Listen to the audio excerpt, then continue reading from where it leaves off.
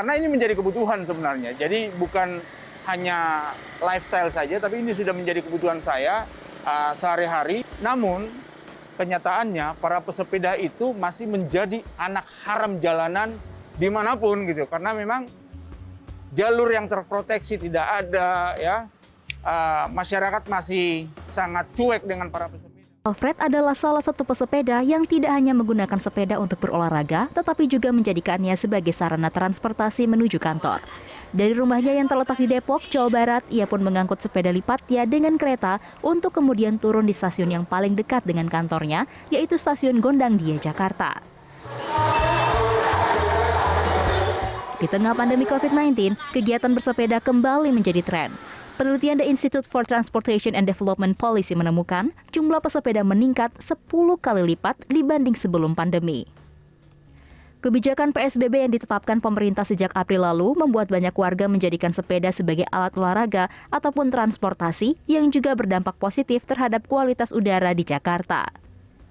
Berdasarkan data dari Dinas Lingkungan Hidup Provinsi DKI Jakarta, selama pandemi COVID-19 tahun ini terjadi penurunan presentasi pencemaran udara dengan nilai rata-rata 17 hingga 39% dibanding pada 2019 untuk PM2,5.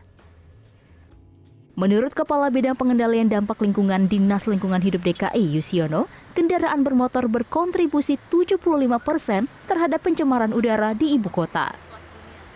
Beban pencemarannya itu dominansi diakibatkan oleh sektor transportasi atau dari penggunaan bahan bakar yang digunakan oleh kendaraan bermotor. Itu porsinya sekitar 75% yang akan berkontribusi terhadap pencemaran udara di DKI Jakarta. Artinya dari kendaraan bermotor. Hal senada diungkapkan Direktur Eksekutif Komite Penghapusan Bensin Bertimbal Puput Safrudin. Ia menyebut terjadi penurunan tingkat pencemaran udara di Jakarta tahun ini dibanding tahun lalu meski tidak signifikan.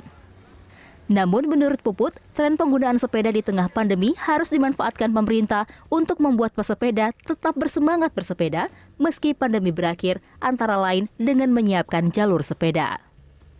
Kalau dulu pemerintah serba memfasilitasi pengguna kendaraan bermotor, maka inilah momentum yang tepat ya untuk merubah pola pembangunan tadi. Di Jakarta sendiri ya, misalnya kalau saat ini katakan di Sudirman Tamrin ada sekitar 6 jalur kendaraan bermotor, maka pemerintah kota harus berani mengambil 1 jalur untuk sepeda ya. Sementara itu, untuk mempertahankan kualitas udara saat ini hingga pasca pandemi di tengah percepatan ekonomi, Bappenas sudah menyiapkan sejumlah perencanaan pembangunan rendah karbon. Memang yang dikhawatirkan itu adalah pasca pandemi. Ini yang sekarang kita ingin sebenarnya rel yang sekarang sudah mulai membaik ini ya kita jaga betul melalui Build Back Better with Low Carbon Development tadi. Jangan sampai nanti ini sudah kita jaga ini tiba-tiba melenceng lagi gitu. Yang sudah pasti ya kita tetap ingin dorong penggunaan public transport. Ini juga ya busway dan segala macam ini kita ya tetap ini akan dijalankan betul-betul ya agar kapasitas full load-nya ini menurut kita dorong gitu. Termasuk juga kebiasaan-kebiasaan yang sudah berlaku sebelumnya. Bersepeda ke kantor. Berdasarkan parameter kualitas udara yang dirilis Air Visual pada September 2019, Jakarta masuk 5 besar dari 89 kota dengan pencemaran udara terburuk di dunia.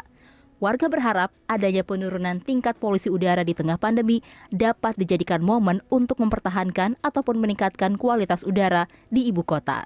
Gitami, Lastonga Pebro, Jakarta.